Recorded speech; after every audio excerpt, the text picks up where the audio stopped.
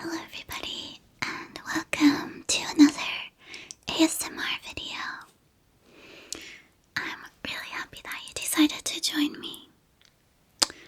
I will get straight into this video because it's going to be a rambly one, I can tell you that already. When it comes to ballet, I can ramble for a very, very long time, so I will just get right into it. So, where do I start? A few years ago, I made a video showing you all what's in my ballet bag and talking about my pointe shoes and stuff like that. And ever since then, I have gotten quite a few of you asking if I still do ballet and if I would do more ballet-related ASMR content. And I have been really, really wanting to, but the problem was that with the pandemic and then moving across to a new country, I actually stopped doing ballet for a couple of years, which was really difficult for me because at the time that I stopped, I had been at a really good place with my progress, and I was progressing more at the time. So it was difficult to have to stop and then start again. And during that time, I even considered quitting. But in the end, I cannot stop doing ballet. It is just something that I'm so passionate about and I'm in love with it. And I will do it for as long as I can. So last year, so I've been living in London for a little over a year now. And about 6 months into my move is when I started going back to ballet class.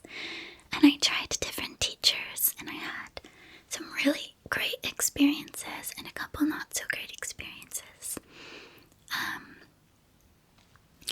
Finding a ballet teacher that is compatible with you is just sort of a trial and error type of thing. The bad experience that I had, it was just the style of teaching that I didn't like. Basically, there's different philosophies as a teacher in instructing ballet. So some people will be more intense and critical, straightforward. And some people really like that style of training and are very receptive to it. But I'm really sensitive and I'm very perfectionistic and nervous. So I don't need anybody to be intense with me because it doesn't help me. It does the opposite of helping me. So I'm always trying to find a teacher that basically is really knowledgeable and very kind and gentle, but still strict, if that makes sense. So I found a couple of teachers that I really like, so I've been going to ballet class more often. And on Tuesday or Wednesday of this last week, I had just finished my ballet class and I was feeling so good and I just had all of this energy and I was like, I don't feel like going home yet. And I take classes in central London, so there's so much to do. So I just was like, I'm going to wander around. So I was in the area and I was just wandering around looking for something to do. And I came across a cafe that looked really cozy. So I went in there and I got myself a latte and I sat down. And it was a really good latte, by the way. was drinking it and I was just feeling like, oh, I really want to go to a ballet shop right now and maybe look at some pointe shoes. And I was like, I'm not gonna get any pointe shoes today. That would be very impulsive of me. Yeah, then I looked up the nearest ballet shop while I was drinking my coffee. And they were closing in 1.5 hours. And it was like a 30-minute walk. So I finished my coffee and I walked as fast as I could. I just power walked to the ballet store that has a variety of pointe shoes. And they do walk-in appointments for pointe shoe fittings. And they have a variety of brands. And I was specifically interested in this one brand to try them on. Because after getting my first pair of pointe shoes, I really learned a lot about the problems that I had with those shoes and what I was looking for in a new pair of shoes, which is really nice because when it's your first pair and you're out of fitting, it's really confusing to know, like, if this feels right or if this is how it's supposed to feel until you've danced in them for a while and learn, like, what you like and how pointe shoes feel. So during my first fitting, I didn't know what felt right, so I was just going along with what the fitter said, and she basically just gave me like one pair of shoes to try on, which I learned retrospectively you're supposed to try on like several pairs of shoes to compare them, how they feel. But anyway,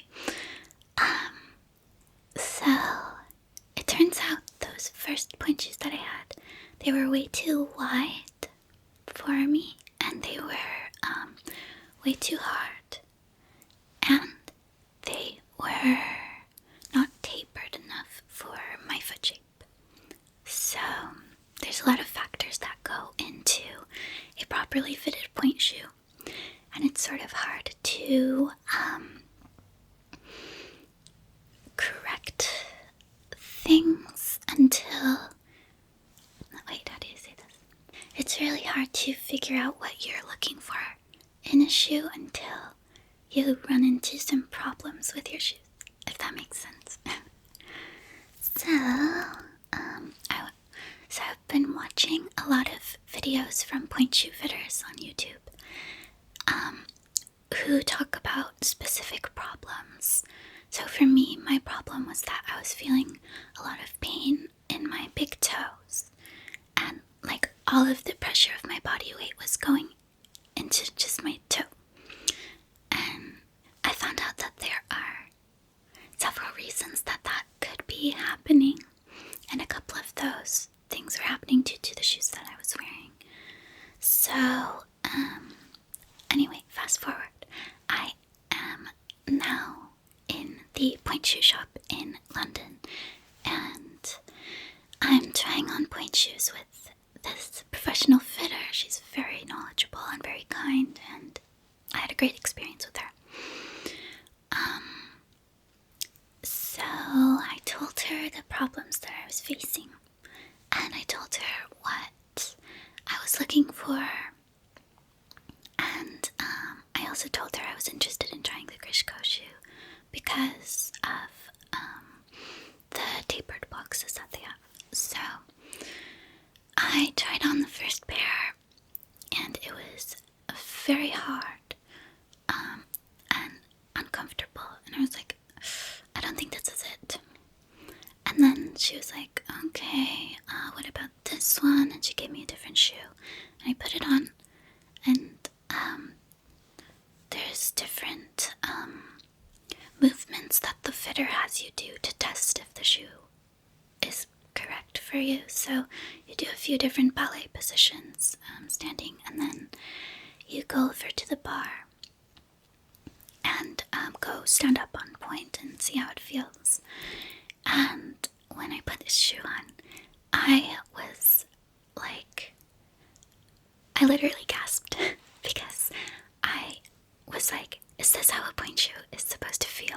because this feels so good. I had no idea that it could actually be, like, not painful. So, I was very excited and just, like, amazed. Also, I was having a really hard time in my first pair of shoes, like, pointing my foot. And I thought it was just because I wasn't good enough at ballet, that my feet weren't, like, strong enough. But I'm having a really much easier time pointing my toes in this new pair of shoes. So, she had me try on like 3 different pairs after that, to compare them and try different models and a couple different brands and everything. But I took home the second pair that I tried on. So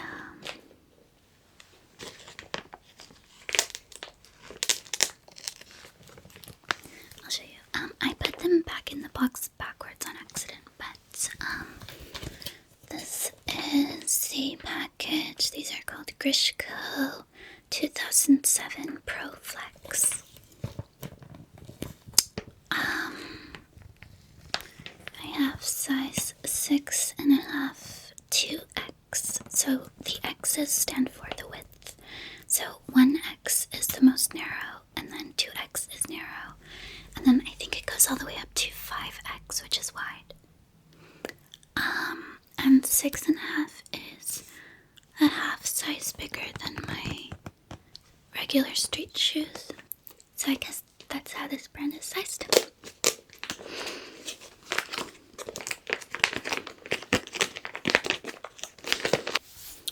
So the shoes themselves are the classic Ballet pink satin. We have, so this is the box of the shoe. And this part is called the shank. And that is, that comes in many different hardnesses. It's like the flexibility. So some dancers get their shank very hard. It turns out I prefer a softer shank. So this is the Pro Flex, which is like medium soft. So it's very flexible, and I actually don't need to break these in, which is really nice, because they're like already soft, so I'm not going to break them. And then on the back of the shoe it just says the size and the width, and then there's like the Crisco stamp. And then this is the, what is this called? I think it's called the box still. The platform, that's what it's called. The platform is medium, I would say. It's not too narrow, not too wide. So the platform is where you're balancing on. So a more narrow platform makes it easier to be technical, but it's much harder to balance on. And a wider platform is easier to balance on.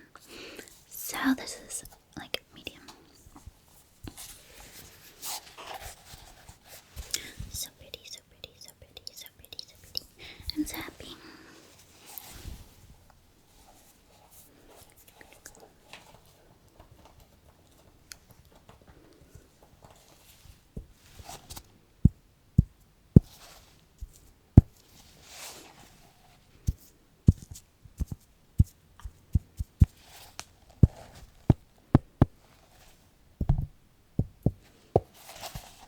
So as you can hear, they are quite hard.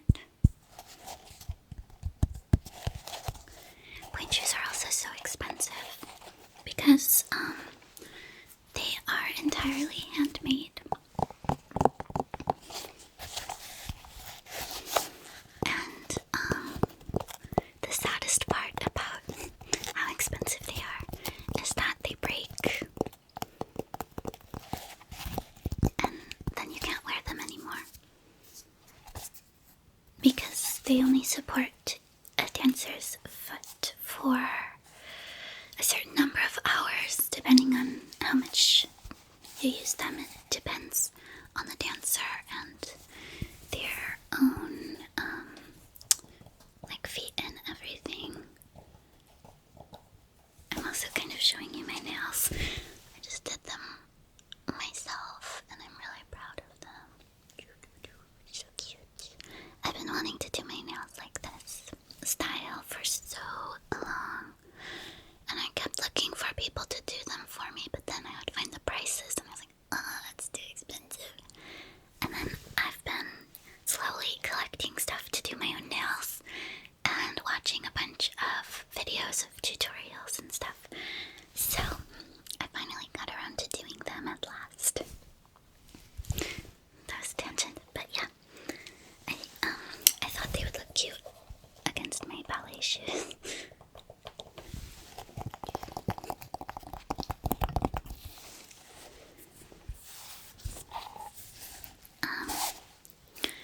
So right now it's late at night, so I'm not going to put these on, but tomorrow I'm going to go to the gym and like warm up and stretch a lot, and then I will come home and I will try these on. Oh, I should probably sew them first. I'll come home, I will sew them. I'll show you me sewing them, I think. And then I will try them on for you and do some Pointe shoe ASMR.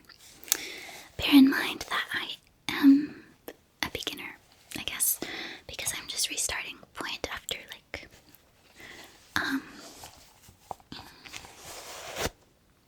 it's been a couple of years, I think, so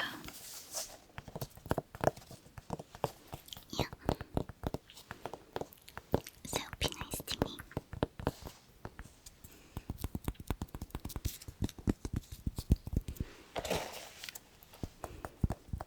My turnout is like not perfect, okay?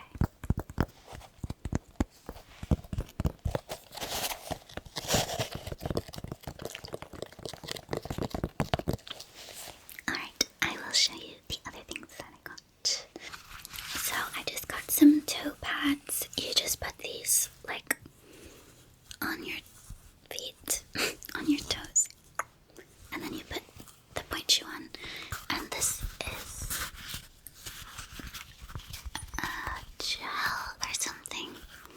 It's very thin, but it has a squishiness to it that helps protect your toes from hurting, basically, because like you're standing on your toes. And then I just got these elastic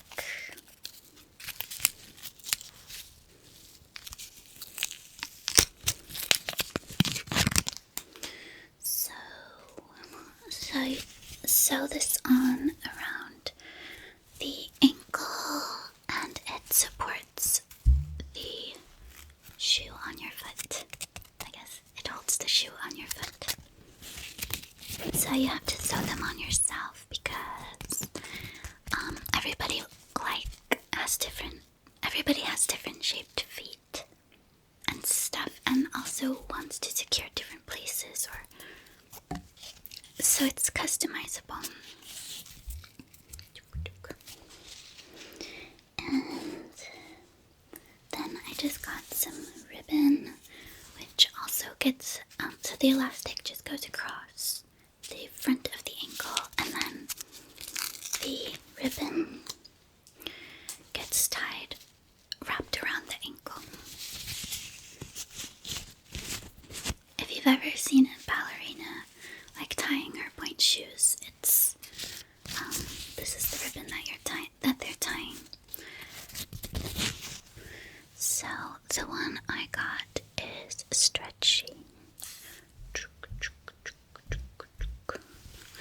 I really like stretchy ribbon better than non-stretch ribbon. It's just really comfortable. So when you go from flat to pointe, your foot sort of changes shape, and the stretch ribbon just really moves really nicely with your foot when you move. Whereas I feel like non-stretch ribbon it gets like looser and then tighter, and it's like less comfortable, I think. will sew these tomorrow.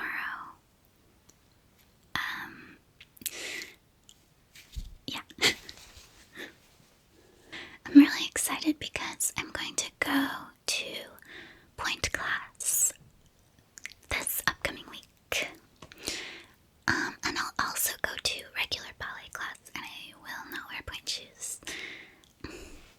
So I will try to keep that training schedule of twice a week in the studio, and I hope to see some good improvement, especially while I live in London right now. It's I have to take advantage because there's so many amazing teachers and classes available here. So I really want to get the most out of my experience here, because I don't see it as like a long-term place for me to live. So, but I love it here so much. So I just want to take it all in and do everything that I can while I'm here, and just really have a fulfilling time in this wonderful city that I love. Okay, I am going to end this portion of the video here. I'm going to get ready for bed now, and I'm going to go to sleep, and I will wake up, and I will see you again with my pointe shoes.